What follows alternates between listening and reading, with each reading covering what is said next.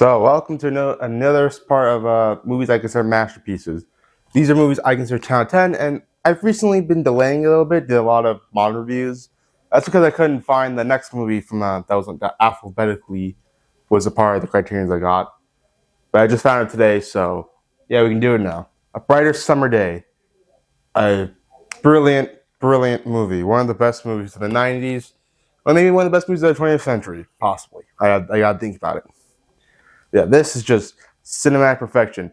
It's almost 4 hours long in a foreign language, and I love every single second of it.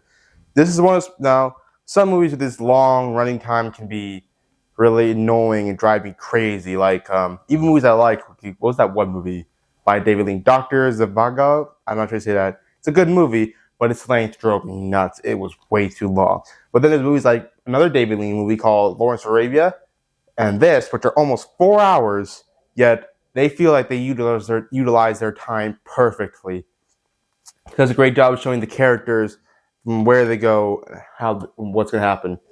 See, this movie, this whole movie is kind of like building up to like one giant tragedy at the end, but you have no idea what that is.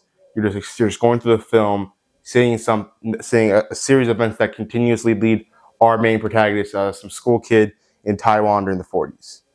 As he goes through life, he's torn between the two local gangs that are in the city. Also starts a relationship with one of the gang's leaders, or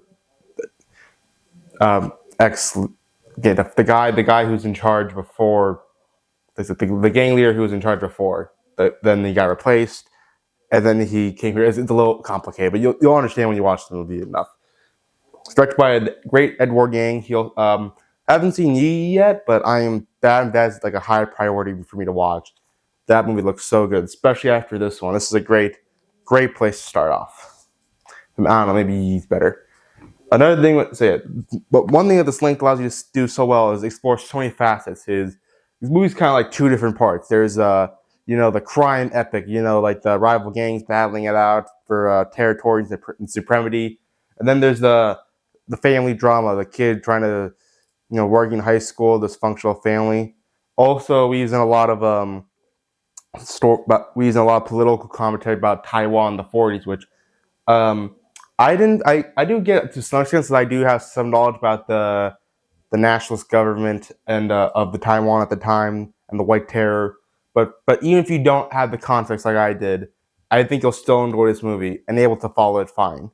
Because again, it's not like it's a major part of the movie. There's there's only one part of the movie I say that's like kind of important, but again, you can follow it without knowing what was happening at the time, and it also services the story so perfectly. Again, it's subtle and not forceful, unlike most movies where they include modern politics. It'll be like so preachy and annoying, but this movie does it in a way that feels like that does get its message across strongly, but without being painful.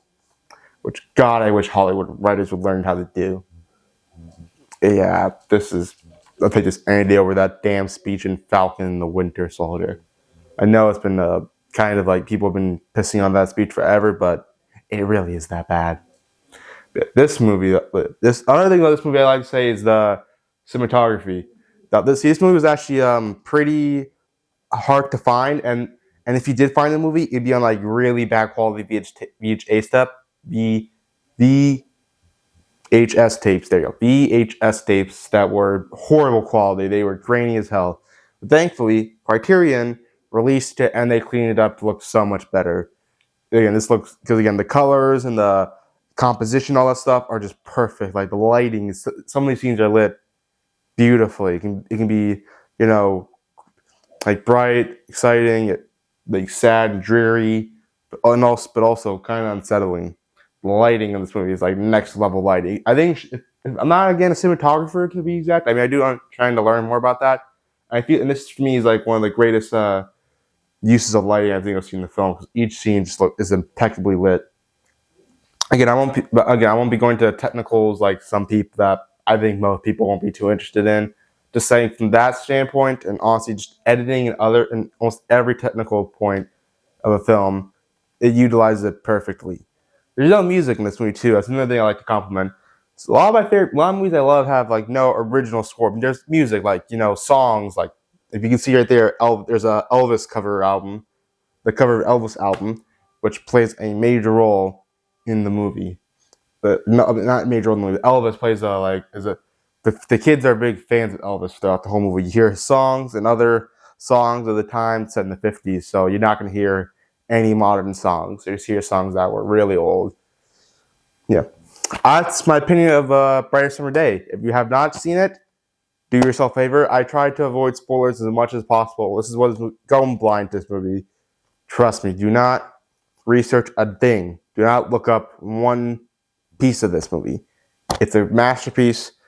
Just put aside the almost 4 hour running time, and you'll be rewarded immensely.